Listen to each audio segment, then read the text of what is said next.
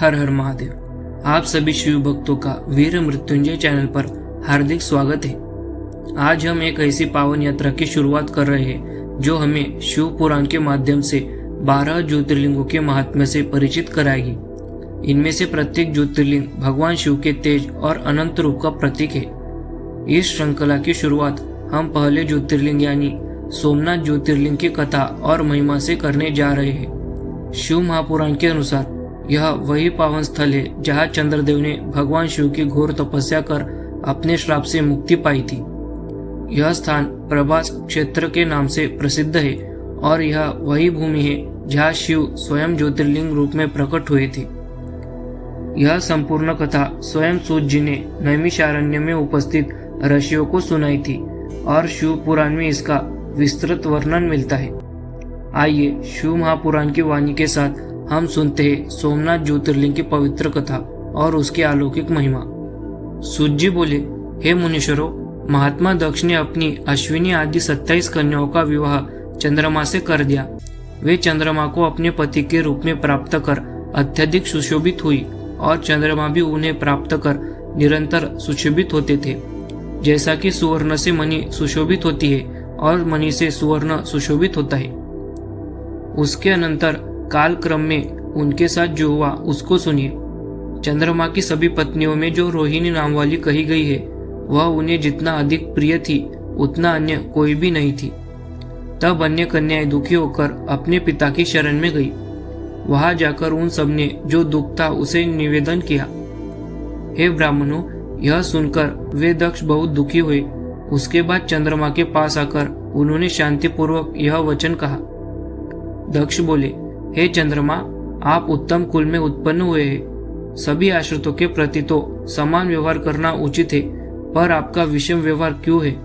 अब तक आपने जो कुछ भी किया सो किया, किंतु पुनः ऐसा व्यवहार न करे। विषम व्यवहार नरक देने वाला कहा गया है। सूत जी बोले, दक्ष अपने दामाद चंद्रमा से इस प्रकार प्रार्थना कर निश्चिंत हो अपने घर चले गए। चंद्रमा ने दक्ष की बात नहीं मानी, क्योंकि वे शिव माया के प्रभाव से विमोहित थे, जिससे यह जगत विमोहित हो रहा है। जब जिसका शुभ होना है तब उसका शुभ अवश्य होता है, और जब अशुभ होना है तब उसका शुभ किस प्रकार हो सकता है। चंद्रमा ने भी बलवान होनहार के कारण उनकी बात नहीं मानी। वे रोहिणी में आसक्त रहते थे तथा अन्य किसी पत्नी का मान नहीं करते थे। तब दक्ष बहुत दुखी हुए और सुनीति में निपुण वे पुनः स्वयं आकर चंद्रमा से नीतिपूर्वक कहने लगे। दक्ष बोले, हे चंद्र, मैंने आपसे अनेक प्रकार से प्रार्थना की, किंतु आपने नहीं माना, अतः आप क्षय रोग से ग्रस्त हो जाए। सूत जी बोले, उनके इस प्रकार कहने पर चंद्रमा उसी क्षण क्षय रोगी हो गए। तब उनके क्षीण होते ही महान हाहाकार मच गया। हे मुने, उस समय सब देवताएं व ऋषि अब क्या करना चाहिए, चंद्रमा का कल्याण किस प्रकार होगा, ऐसा कहते हुए दुखित तथा व्याकुल हो गए। चंद्रमा ने इंद्र आदि सभी देवताओं तथा वशिष्ठ आदि ऋषियों से यह सब बताया। तब सभी लोग ब्रह्मा जी की शरण में गए। उस समय वहां जाकर अति व्याकुल हुए देवगण एवं ऋषियों ने ब्रह्मदेव को प्रणाम करके उनकी स्तुति कर वह सारा समाचार निवेदन किया। ब्रह्मा भी उनकी बात सुनकर अत्यंत आश्चर्यचकित हो शिव माया की प्रशंसा कर उन्हें सुनाते हुए कहने लगे। ब्रह्मा जी बोले, सारे संसार को दुख देने वाला यह महान कष्ट उपस्थित हुआ है। चंद्रमा तो सदा से ही दुष्ट है और दक्ष ने भी इसे शाप दे दिया। दुष्ट चंद्रमा ने और भी अनेक दुष्कर्म किए हैं। हे देवताओं तथा ऋषियों, आप लोग चंद्रमा का पुरातन कृत्य सुनिए। इस दुष्ट ने बृहस्पति के घर जाकर उनकी पत्नी तारा का अपहरण किया था। उसके बाद वह दैत्यों से जाकर मिल गया और उनके पक्ष में होकर देवताओं से युद्ध भी किया। जब मैंने और अत्रि ने चंद्रमा को मना किया तब उसने तारा को उन्हें लौटा दिया। उसे गर्भवती देखकर बृहस्पति ने कहा, मैं इसे ग्रहण नहीं करूंगा। इसके बाद हम लोगों ने बृहस्पति को ऐसा करने से रोका। तब बड़ी कठिनाई से उन्होंने तारा को स्वीकार किया। बृहस्पति ने पुनः कहा कि मैं इसे तभी ग्रहण करूंगा जब यह गर्भ का परित्याग करेगी। हे महर्षियों, तब मैंने तारा का गर्भ त्याग कराया। मैंने उससे पुनः पूछा कि यह किसका गर्भ है। तब उसने कहा कि यह गर्भ चंद्रमा का है। इसके बाद बृहस्पति ने मेरे कहने से उस तारा को ग्रहण किया। इस प्रकार के अनेक दुष्ट कर्म चंद्रमा के हैं, उनका वर्णन मैं पुनः किस प्रकार करूं? वह आज भी वैसा ही क्यों कर रहा है? अब जो होनहार था वह तो भलीभांति हो गया, वह तो कभी अन्यथा होने वाला नहीं है। अब मैं आप लोगों को उत्तम उपाय बताता हूँ, आदर पूर्वक सुनिए। चंद्रमा कल्याणकारी प्रभास क्षेत्र में देवताओं के साथ जाए और वह मृत्युंजय विधान से शिवाराधन करे। शिवलिंग को सामने स्थापित कर चंद्रमा प्रतिदिन तपस्या करे, तब प्रसन्न हुए शिव उसे क्षय रोग से रहित कर देंगे। सूत जी बोले, हे महर्षियों, उन ब्रह्मा जी की यह बात सुनकर वे देवता तथा ऋषि लौटकर वहां आए जहाँ दक्ष तथा चंद्रमा स्थित थे।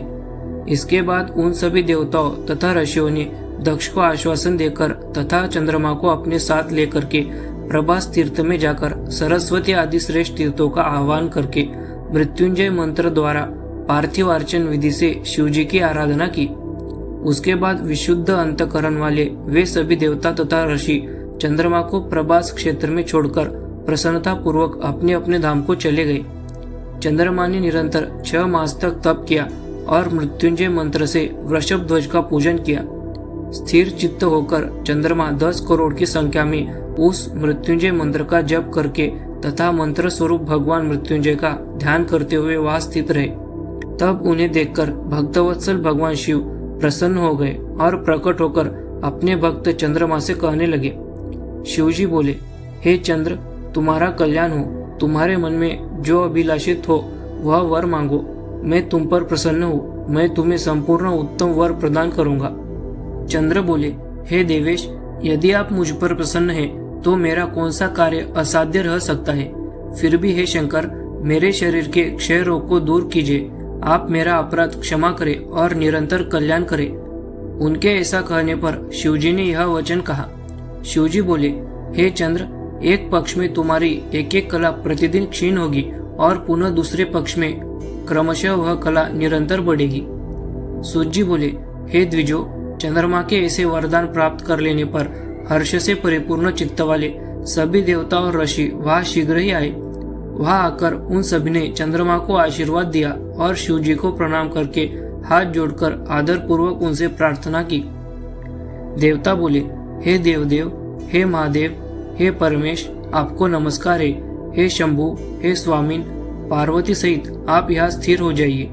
सूत जी बोले, तब पूर्व में निराकार भगवान शिव चंद्रमा के द्वारा उत्तम भक्ति से स्तुति किए जाने पर पुनः साकार हो गए। देवताओं पर प्रसन्न होकर वे शिव उस क्षेत्र में महात्म्य वर्धन के लिए तथा चंद्रमा के यश के विस्तार के लिए वह उन्हीं के नाम पर तीनों लोकों में सोमेश्वर नाम से विख्यात हुए। हे द्विजो, वे पूजन करने से क्षय, कुष्ठ आदि रोगों का विनाश करते हैं। ये चंद्रमा धन्य है जिनके नाम से स्वयं जगन्नाथ शिवजी धरातल को पवित्र करते हुए यहाँ स्थित हुए। वहीं पर देवताओं ने चंद्रमा के नाम से चंद्रकुंड की स्थापना की, जहाँ शिव तथा ब्रह्मा का सम्मिश्रित निवास माना जाता है। तो दोस्तों, आपने जाना कि सोमनाथ ज्योतिर्लिंग की स्थापना कैसे हुई। अब आइए जानते हैं कि शिव महापुराण में इसकी क्या महिमा बताई गई है। पृथ्वी पर प्रसिद्ध वह चंद्रकुंड समस्त पापों का नाश करने वाला है। जो मनुष्य वहां स्नान करता है वह सभी पापों से मुक्त हो जाता है। उस कुंड में 6 मास तक निरंतर स्नान करने से क्षय आदि जो भी असाध्य रोग है वे सभी नष्ट हो जाते हैं। प्रभास तीर्थ की परिक्रमा करके शुद्ध आत्मा मनुष्य पृथ्वी की परिक्रमा करने से होने वाला फल प्राप्त करता है और मरने पर स्वर्ग में प्रतिष्ठा प्राप्त करता है। सोमेश्वर लिंग का दर्शन कर मनुष्य संपूर्ण पापों से मुक्त हो जाता है और इस लोक में मनोवांछित अभिष्ट फल प्राप्त कर मरने के पश्चात स्वर्ग को जाता है। मनुष्य जिस जिस फल को उद्देश्य करके इस उत्तम तीर्थ का सेवन करता है वह उस फल को अवश्य प्राप्त करता है, इसमें संशय नहीं है। सोमेश्वर के उस प्रकार के फल को देखकर वे देवता एवं ऋषिगण प्रीति पूर्वक शिव जी को नमस्कार कर क्षय रोग रहित चंद्रमा को लेकर उस तीर्थ की परिक्रमा करके उसकी प्रशंसा करते हुए अपने अपने धाम को चले गए और चंद्रमा भी अपना पुरातन कार्य करने लगे। तो दोस्तों, ये थी सोमनाथ ज्योतिर्लिंग की पावन कथा और उसकी अद्भुत महिमा, जो न सिर्फ हमें शिव भक्ति का संदेश देती है बल्कि यह भी सिखाती है कि सच्चे मन से की गई प्रार्थना और तपस्या से भगवान शिव अपने भक्तों की हर पीड़ा हर लेते हैं। सोमनाथ केवल एक ज्योतिर्लिंग नहीं बल्कि श्रद्धा, शक्ति और मुक्ति का प्रतीक है। जो भी भक्त सच्चे हृदय से इसका स्मरण करता है उसके जीवन के अंधकार में आशा की ज्योति प्रज्वलित होती है। अगर आपको ये कथा पसंद आई हो तो वीडियो को लाइक करें, शेयर करें और वीर मृत्युंजय चैनल को सब्सक्राइब करना न भूलें। अगले वीडियो में हम जानेंगे दूसरे ज्योतिर्लिंग यानी मल्लिकार्जुन की कथा और उसकी महिमा।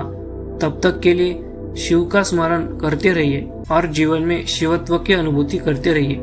हर हर महादेव। जय माता आदिपराशक्ति।